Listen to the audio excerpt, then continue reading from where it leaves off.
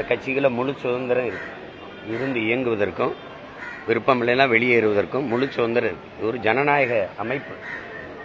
தங்கச்சியை நாங்கள் தான் அன்பா முதல்ல சமூக செயற்பாட்டாளர் தான் தங்கச்சி இருந்தாங்க.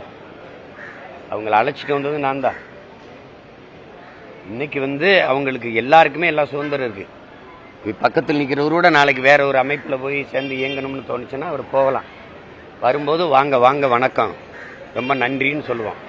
போகிறதா இருந்தால் போங்க ரொம்ப ரொம்ப நன்றி வாழ்த்துக்கள்னு சொல்லுவோம். இதுதான் எங்களுடைய கொள்கை. உங்களுக்கு தெரியும்னு நினைக்கிறேன். பருவ காலங்களில் இலையுதிர் காலம்னு ஒன்று இருக்கும்.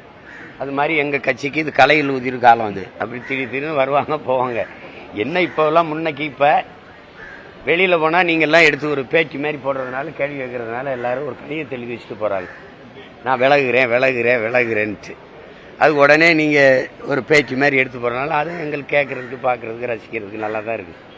எடுத்து போடுங்க. தங்கச்சிக்கு முழு சுதந்திரம் இருக்குது. கட்சியிலே இருக்கிறதா கட்சியை விட்டு வேறு இடத்துல போய் சேர்ந்து இயங்குறதாங்கிறத முடிவெடுக்கிற உரிமை அவங்களுக்கு இருக்குது. அதில் ஒன்றும் கருத்தை நம்ம சொல்ல முடியாது.